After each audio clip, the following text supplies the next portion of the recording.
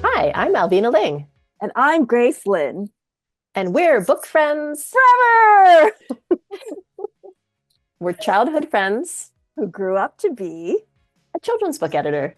and an author and illustrator. Welcome to the Book Friends Forever and the Bookish State podcast. I'm Grace Lynn. And I am Melissa Thom. And this is actually a joint episode of two podcasts. Book Friends Forever, the podcast that I regularly host with my friend and editor Alvina Ling about surviving and thriving in life and in the children's book industry. And the Bookish State Tips for Teachers and Librarians. And that is a podcast that I have with Grace, featuring episodes about books that are on state award lists. This year, we are highlighting books on the Connecticut, Nutmeg, Intermediate, and Middle School lists. So, as regular listeners of Book Friends Forever know, Alvina is on vacation in Spain. So I decided to join these two podcasts together for our very, very special episode today that we put together for Children's Book Week. And I'm so excited for this episode and for the Bookish State. This is the educator episode that I do some months, and we are really excited to chat with Shaina Birkhead, and she is the Associate Executive Director of the Children's Book Council. And usually I do these episodes by myself with a different educator or librarian, but this time our very own Grace Lynn is going to be joining us because, drum roll please, she is the artist for this year's poster. And for anybody who has followed Book or Children's Book Week or knows about it, participated, you know that every year there is an amazing poster that is done by an artist. And we are going to go over a little bit of the history of Children's Book Week and talk to Grace then about her poster and her design. And I just went down a really nerdy rabbit hole since finding out about Grace being the artist for this year. And I've always heard about Children's Book Week, but I've never really participated a lot. I'm a middle school librarian, so I'm very excited this year to bring it to my library. And I got the copy of the book, Shaina, that you had told me about. Yay! It is 100 years of Children's Book Week posters celebrating great illustrators of American children's books. And it's sponsored by the Children's Book Council and Every Child a Reader.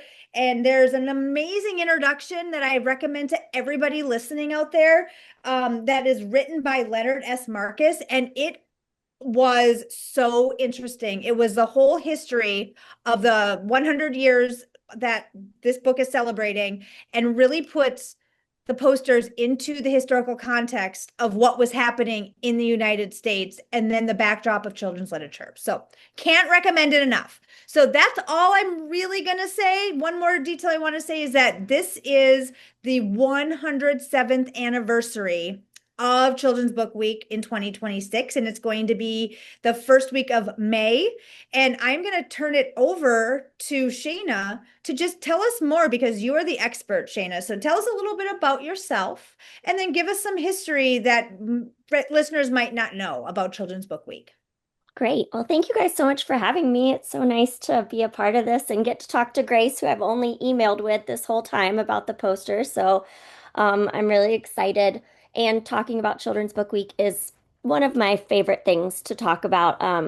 So I started at the Children's Book Council in 2014 and almost from 2013, and almost from the beginning of my work there, I was working on Children's Book Week.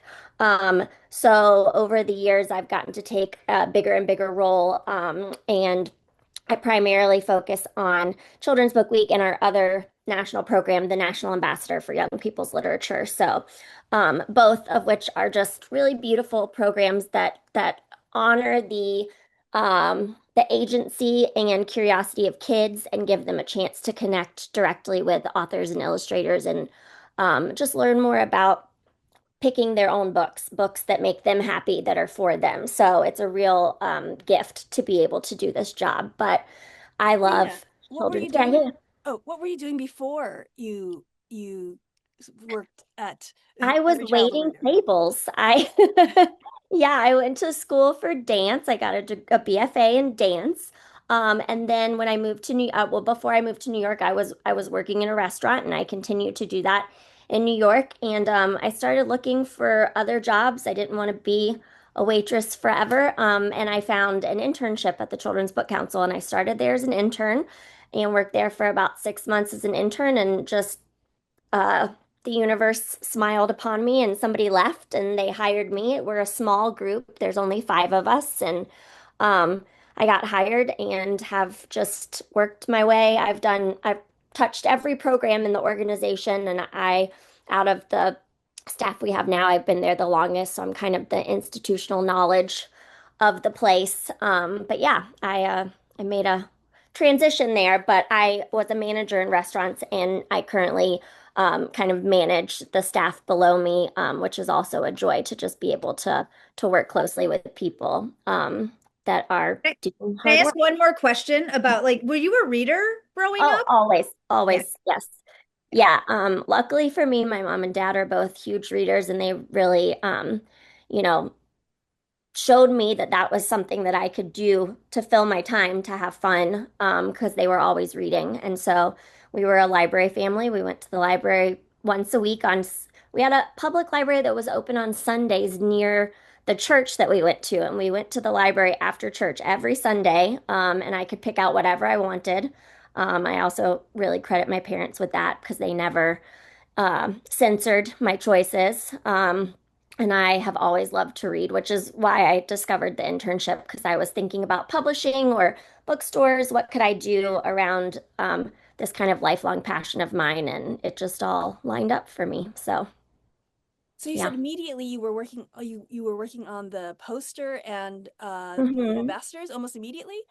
The Children's Book Week, I was almost Okay. immediately. The ambassador I took over a little bit later, but when I first started, Children's Book Week was still in May, and we also had a gala because we had an awards program. And so I immediately, because of my restaurant background, my boss wanted me to help with the gala setup. And so I started doing that, and just kind of naturally that shifted into helping with coordinating with the poster artist, working on the themes. We reintroduced themes in 2017. I have to reference my poster book to see 2017.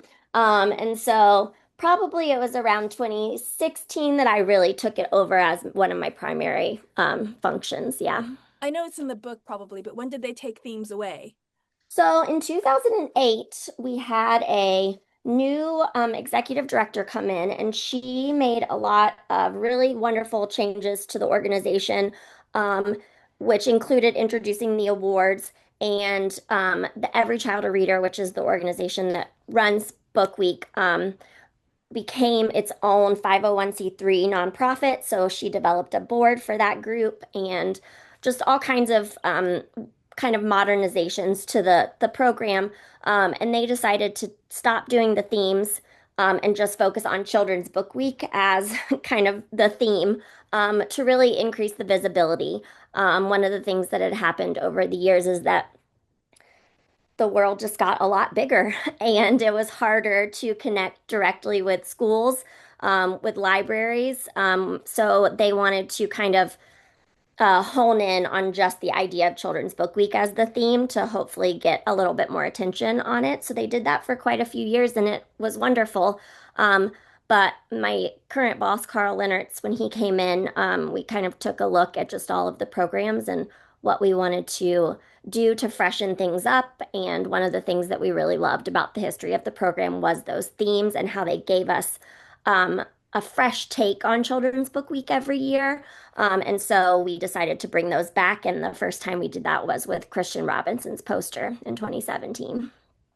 Nice. I love that poster actually. Yeah, me too. Me as well. And Christian Robinson was already, like you, Grace, a big fan of the Children's Book Week posters. So he's really actually pretty obsessed with this artist. Oh. It's a little bit blurry, but this is Yes. Bruno Munari's poster from 1964. And when we invited him to do the poster with us, he immediately said, "Oh my God, I love all the old Children's Book Week posters." So it's fun to find other people who are as inspired by all of these materials as I was, because I'm lucky enough, I was in the office for quite a while, and we have a huge stash of art and copies of all of the old posters that I spent a lot of time going through, and a lot of other materials too. So that's another thing that's different about the program now is that from probably the beginning, 1919-ish, to around 2002 or three, we printed a slew of materials, not just the poster, and we had actual order forms so people could order materials. We made all kinds of different things over the years, calendars, mobiles, different size posters by different artists, bookmarks, and then the Children's Book Council also had a awards database that we printed for people. So for a long time, we printed quite a few materials. So beyond the poster, which has been kind of the constant in the program, we've had a lot of other amazing materials throughout the years. I'm working right now to digitize those so that we can create an online archive for people to take a look at. So, I'm assuming it's because of digitalization and the world that you stopped doing so many of those things. yes, yeah. So we did, and Children's Book Week has kind of grown and changed with the times. So when they stopped doing all the printed materials, we started doing posters and tote bags, and we were doing those to a very specific group of locations. And then we decided that we really wanted to make the poster as widely available as possible. So now we will ship 2 copies of the poster to anybody who signs up for Book Week. For a while, that was just locations that were doing events during the week. It was really event focused for a while. And then the pandemic came, and as everyone did, we had to pivot. So we really opened up the participation to include families and kids at home, and thinking about all of the different ways that, because our audience is teachers, librarians, booksellers, it's grown-ups who are working with kids.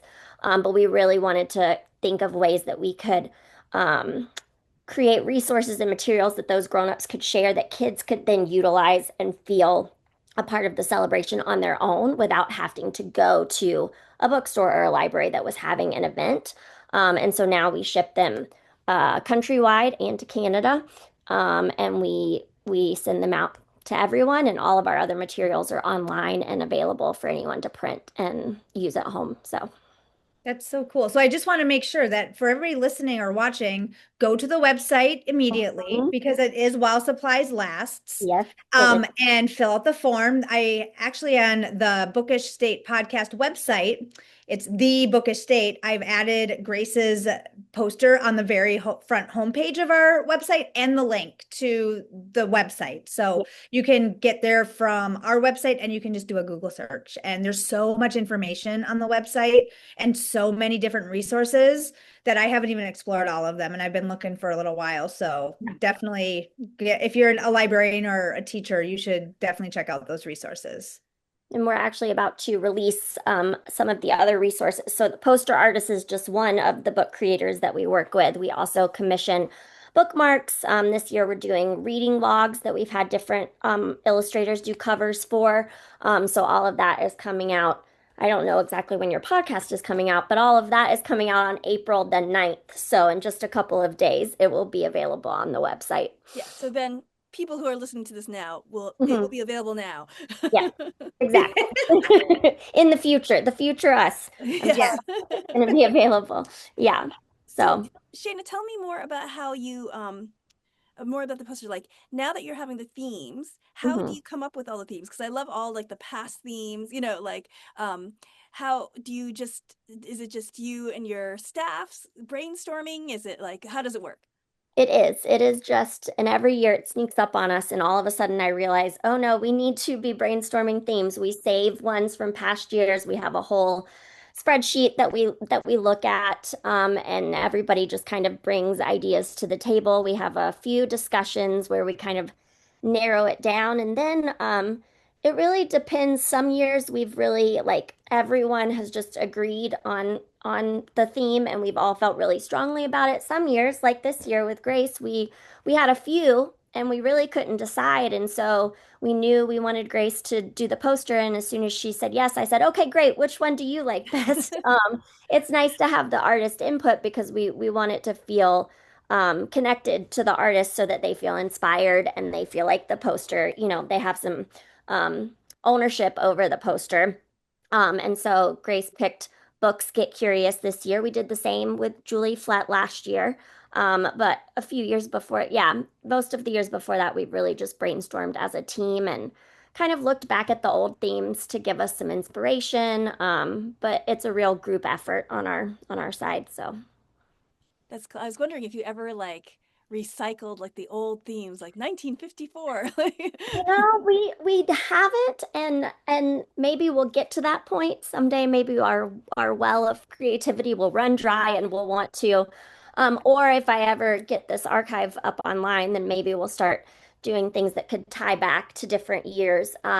But we've been lucky in that I feel really proud of the themes that we've come up with since 2017. I feel like I have a few favorites, but yeah, they just kind of just come to us from what we're all thinking about and what's going on in the world and how we want to positively highlight all of the amazing things that kids can do with books. So, And I think like looking back at all of the posters in the book for those 100 years, it is so interesting because it really does mirror what society was experiencing. Every mhm. like World War I and then World War II Yes, and the Great yeah, Depression and the Civil Rights Movement. And it is just such a fascinating study. yes, That could be at so many levels, like from the youngest kids to just and appreciating the picture and the poster to like educators and adults and yeah, researchers. I thought this would be a super cool History Day project some year in the Yeah. yeah, future. yeah, yeah. So now that I know about this, I can, if Mhm. somebody who's like really into books, one of my eighth graders, I think this would be a really interesting topic. Yeah. I Yeah, I love, think it's yeah. Sorry, go fascinating. ahead, Grace. No, I was like, I think it's fascinating too. I just want, speaking of archives, um, Mhm. I think there's a way to get copies of the old posters. Is that correct? We have a Zazzle store where you can get them printed in various ways. So you can just do the poster itself. You can also get most of them printed on tote bags and t-shirts and that kind of thing. For us, that's the easiest way to make them widely available since we can't really print on demand. So yeah, we have a Zazzle store. If you just look up Children's Book Week Zazzle, it'll pop up and you can order I think almost all of them. We have a few that we have some copyright issues with, so we haven't been able to put up, but I would say 98% of them are up on that site for anybody to print. Yeah. So cool. And if you were like, so I was talking to Melissa about this off camera, and I was like, what would be amazing is if there was an exhibit, like, because I just had an exhibit last year at the Carl, and I was like, there should Right. be like an exhibit of like all the Children's Book Week posters, like or the original art. Like, Yeah. do you have like a way to like I assume you don't own the art, you don't have the art, but like, We own some of it. We oh, do do. you? Yeah, some of it's been donated to us over the years. We had an archive file. We actually did, this was before I was at the CBC, but we did an art auction at one point as a fundraiser. So some pieces have been sold to collectors. But we do have some of the original art. We just don't have a ton of it. And then, Grace, as you know, today a lot of people are creating things digitally. So I know some of the recent posters, there isn't physical art for the artist to donate. Right. But we do have some of it. We have some really interesting stuff from the 50s and 60s that has still like all of the layers, the vellum and Oh, that's yeah. fascinating. Oh, Yeah. that's so great. I'm gonna hmm maybe off camera I will talk Okay. to you about it and Yes. see if I can talk to other people about it because I Yeah, think I that would would be a love that. fascinating Mhm. exhibit. And such a cool connection is Leonard Marcus is the one who wrote the book. And I was reading his biography at the back, and he was a founding trustee of the Eric Carle Museum of Picture Books and Art. So Yes. there's like just all these cool like connections that it just Yeah. seems like this would be a natural progression of He's the done amazing some things. Yeah, he's done some amazing other exhibits. He has one at the the Building Museum in Washington, D.C. right now that's about structures found in children's books. And he did one, I believe, for the New York Public Library. They have that exhibit space on the bottom floor of the main library branch. He did that. It was probably around the same time I started at the Children's Book Council because our office in New York is right around the corner, and I remember going to see it. So yeah, he is a prolific man. He has done a lot for the history of children's books. So That's true. Well, and We do speaking of prolific, Yes. Grace is also very Oh. prolific he in sure all is. the areas. I am Mhm. so honored to know her and have a chance to work with her. And I would love to just hear a little bit, Grace, about your inspiration for the poster. And give us kind of like lead us through how you developed it. And if you are listening right now, pause and go look up the poster on Children's Book Week because it is so beautiful. I am buying a copy of this and framing it for my library. That's And not just the poster, Grace also wrote a really lovely explanation of her inspiration that you can read. And also, we made a really fun book list of all the books that are found on the book stacks in her poster. So all of that's together for So the complete package on the poster. I'm happy to talk about the poster, but I do actually want to talk more about to Shaina afterwards about working at working for the Children's Book Council. But Okay. but yes, I will pivot to talk about the poster a little bit, and then we'll go back to Shaina. Okay, so this for those who are watching online, who are watching on YouTube, I'm holding up the poster now. It is a picture of three kids reading a book, and behind them is a stone lion, a Chinese lion, overlooking them and basically reading over their shoulders to see the book. And there's a dog also reading over the shoulders, and some birds reading over the shoulders. And the whole scene is framed. On either side are two big stacks of books. So this year's theme was books get curious. As Shana said, there was a bunch of other themes that they suggested, but for when I saw that one, like get curious, I was like, oh, that's it. Like I knew immediately.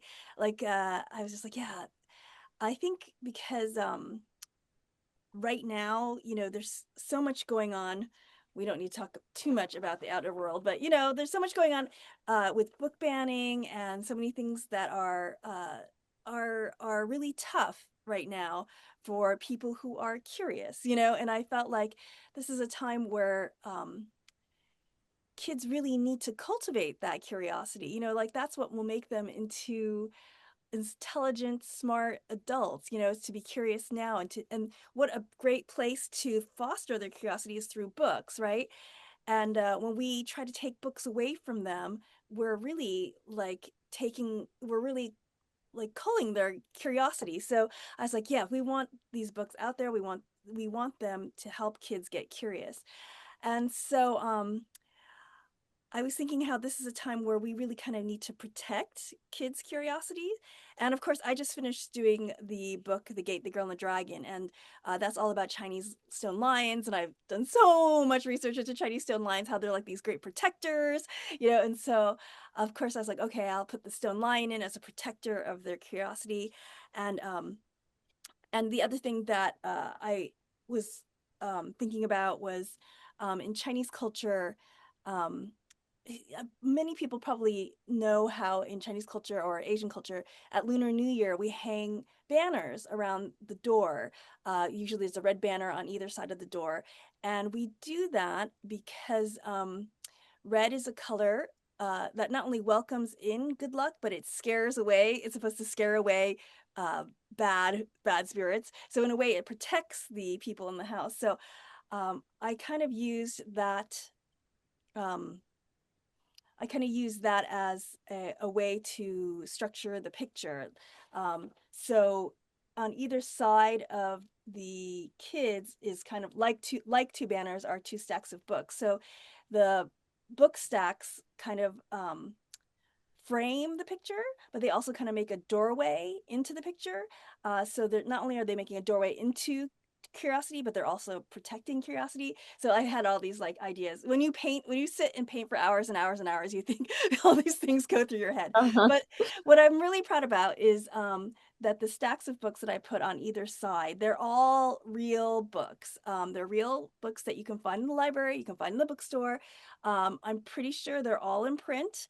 Um, uh, and a lot of the books, a lot of people like ask me, how did you choose the books? And it was completely random. I just chose the books that were on my bookshelves, which is why a good many of them are mine.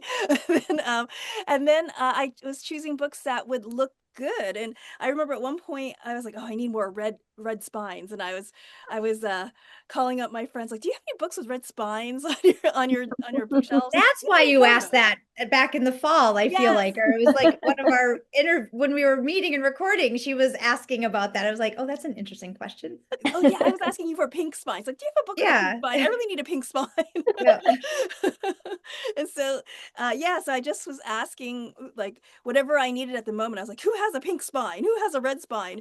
And so that was how the books were chosen. So I like to say the books were chosen not like they were chosen by the fact that either I read and loved it or a friend of mine read and loved it because it was from my bookshelf or one of my friends.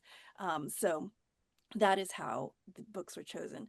And it's fun to see them all now. And I just want to say that the book that which was the worst to paint, was Troublemaker by John Cho, because it has this sunset kind of like gradient that was just such a pain.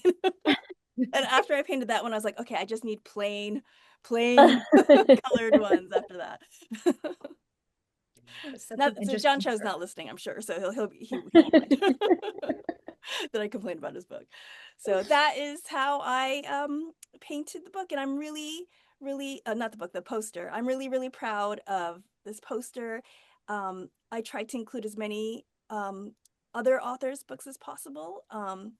And I really hope that people realize it's kind of like my love letter, not only to reading, but to other authors and illustrators out there, because like I said, we're in a really weird time, but we're in it together. And so that's the poster.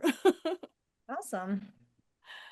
So now we'll pivot back so I can ask Shaina questions.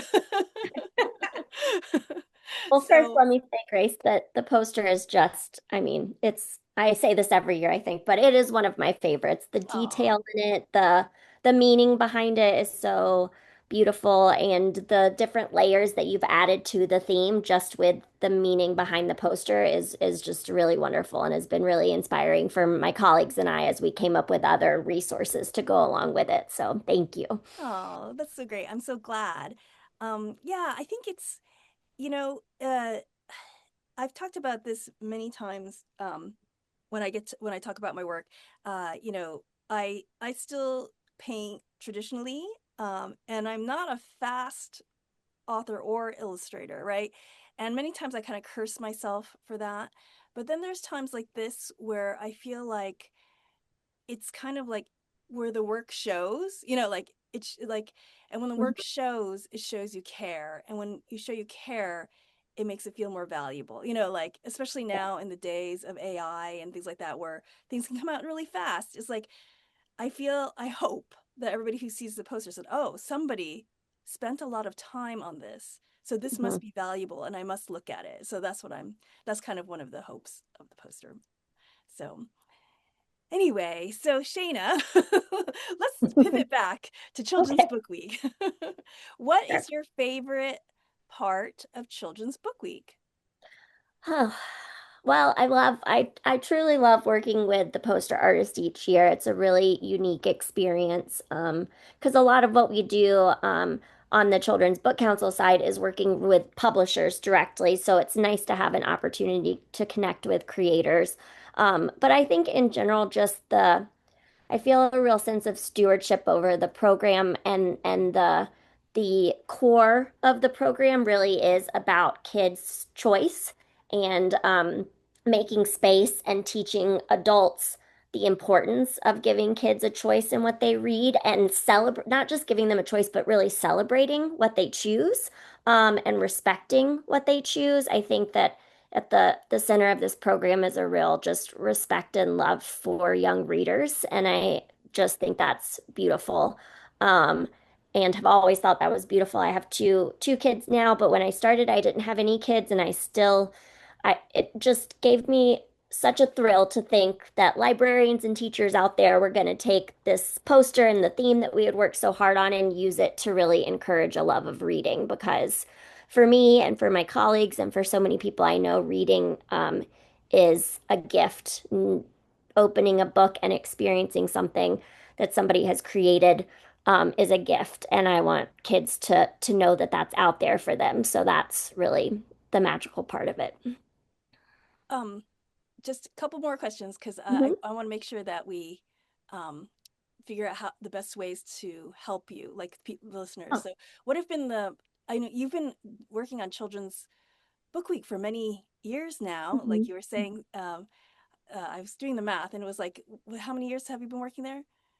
12, almost 13. 13 Yeah. years. So, I assume a lot of things have changed over the years. What have been the biggest changes and challenges, do you think?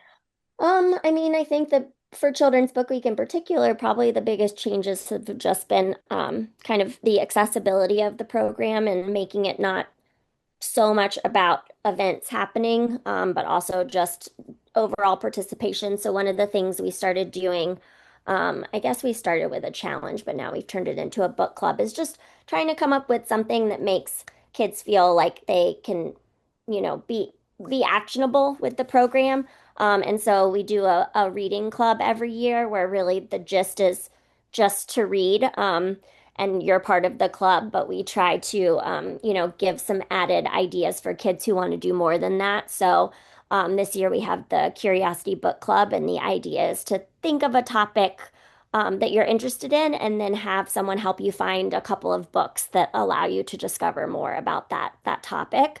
So I have enjoyed being able to add that layer of accessibility to the programs because we've had so many great locations participate, but there's not a library or bookstore in every town that's going to host an event. So it's nice for anybody who discovers the program to be able to do something. Um, we've changed some of the materials that we offer. We try out new things every year. So the reading logs are actually something that they used to do back in the day, and I found them when I was looking through our archives and thought, oh, that would be fun. So it's just a simple, you can print it on 8.5 by 11. We had artists do a little square of a drawing, and then you print it, you cut it, fold it in half, and that's the cover. And kids can write on the inside the books that they're reading. So we're bringing that back around. We started doing the bookmarks by specific artists, I guess, in 2008-ish, and we've continued those. But this year we did a picture book bookmark for the first time. So we did a larger format one for younger kids, and then we still have the regular one. Um, and we've changed. We've worked with publishers in different ways. We've sent out costume characters before. We worked with Scholastic and Dave Pilkey in the fall last year on a program for Children's Book Week where Scholastic sent out thousands and thousands of books to locations around the country, which was really cool. Which reminds me, one of the biggest things is the date. So when Children's Book Week first started, it was in November every year. So if you look back at the old posters, you'll see November is on most of them. And in 2008 is when they switched it to be in May because they had heard from a lot of booksellers that it was really difficult for them to participate in November leading into such a busy Yeah. buying season for the holidays. And so they moved it to May to encourage that bookstore participation, which was great, but it had the unintentional effect of making it harder for schools to participate because May is a hard time for schools, especially where I am in the Southeast. Schools get out pretty early, like usually the end of May. So for the 100th anniversary, we decided why not try to bring back the November celebration. So since Since the 100th anniversary, we've done two every year. So we have the May celebration and the November celebration, and we do try to um, focus on school participation in November and more public event participation in May. And that seems to have worked out well for us. We're able to do some different things, but we maintain the theme for the whole year.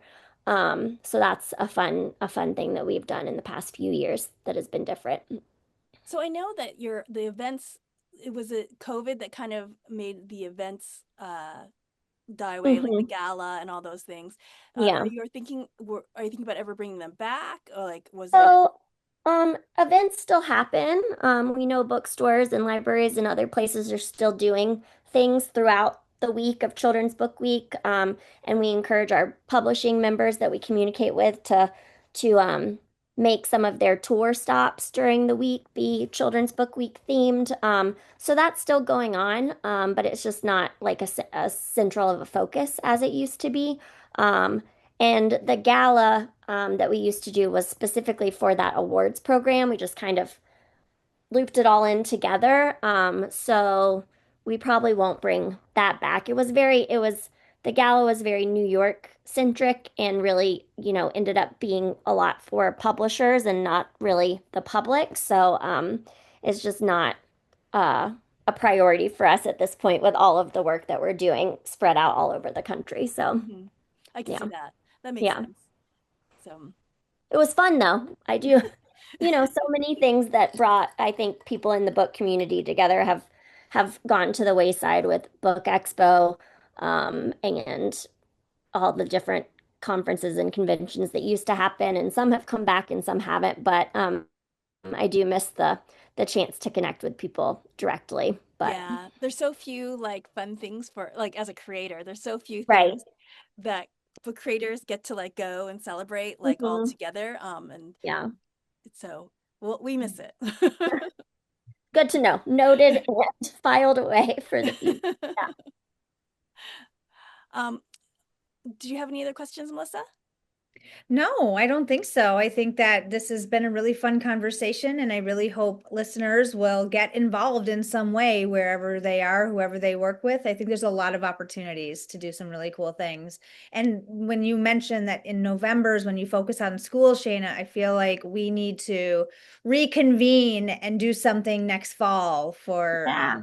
for educators and do something cool. So we'll start letting that percolate and see what we I can would come up love with. to. Yeah, I guess for your listeners, I will say Children's Book Week can be as simple or as complicated as you want it to be. You could literally just read a book out loud every day that week and be proud of yourself for participating. Or you can do all kinds of things. Grace created a really beautiful coloring page so kids can kind of make their own poster. We have the book club that I mentioned with some ideas. So there's just a ton of resources online that we hope act as inspiration. We don't want people to feel overwhelmed and think, oh gosh, I don't have time for that, because it really is at its core about just celebrating books for kids. But there are all kinds of ideas for people to kind of go big, if they want to. So What would be the best way for a children's book creator to support the Children's Book Council? that's a great question. Um, to support the Children's Book Council is just to work through their publisher on different of our programs. So the Children's Book Council really is publisher focused in that way. But for Children's Book Week and on the Every Child a Reader side, um, especially for Children's Book Week, we love it when book creators post on social media during the week about the theme. So this year we'll actually have a resource on the website in just a few days. Well, future you, it'll be there now.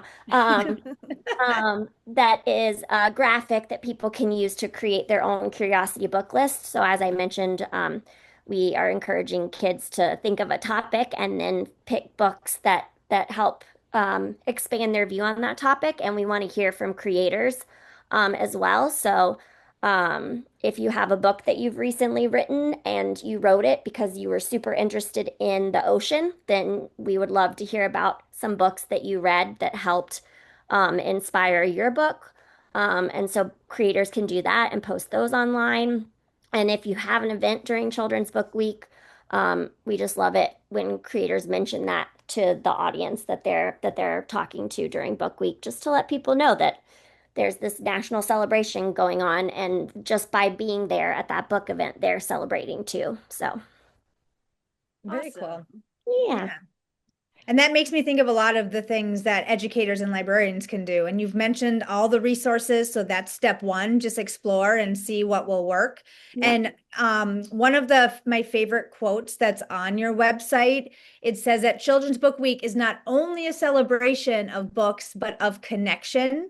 It is a vehicle to unite kids and adults with books, authors and illustrators in order to foster a love of reading. So I think that just kind of sums up all of this, and the foundation should be joy, and the choosing, I think, is so important. And so many times when we're in schools, our students and readers are not getting to choose what they read. So I think even if that week you incorporate some choice, if that's all you do, that is such a huge step in having them lead the life of a reader. So Yeah. this has just been such a fun conversation. I don't want it to end, but I'm just so excited to go and plan some things and post about them on social media and share with networks. So thank you so much, Shaina and Grace, for talking about your involvement. This was wonderful. Yes, Thank you thanks so guys. much, This was so much Shaina. fun. Yes, thank you. So, thanks for joining this special episode of Book Friends Forever and the Bookish State podcast. And thanks to Alex at Paceyworks Studio for editing this podcast. Please rate and review us on Apple Podcasts and tell a friend about it. And also remember, on April 28th at 1 p.m. Eastern, the Bookish State is going to be holding our live Q&A webinar with Nutmeg nominated author Monica Rowe. She is the author of Air. So make sure you sign up for that live webinar at our website, thebookishstate.com, and bring your students and have them ask questions in the chat if you don't have a chance to have the questions beforehand. I have a library full of kids every month when we do this, and it's so much fun. So I hope more can join us. And you can see more about Book Friends Forever on our website, bookfriendsforever.com. And you can tag us on social media using the hashtag BookFriendsForever, or send us a message via Instagram at bookfriendsforever_podcast. And please join the Patreon of Book Friends Forever. The link should be in the show notes somewhere. Shaina, where can people find out more about you and the Children's Book Council? They can find out about the Children's Book Council at cbcbooks.org, and Every Child a Reader is everychildareader.net. And that's where you'll find everything to do with Children's Book Week. And also, as I mentioned, we have a few other national programs. The National Ambassador for Young People's Literature, which is currently Mac Barnett. We also have Get Caught Reading, which is another poster program, and we sponsor the Anna Dewdney Read Together Award. So all of that information is there. On the Children's Book Council side, we offer a ton of book lists, most of which are vetted by teachers and librarians and other experts. So we've got some great resources on that side for folks as well. Awesome. That's awesome. So thanks again, Shaina, for joining us today and sharing your passion and your expertise. And I hope everybody stays bookish, and Don't forget to read. Bye. bye.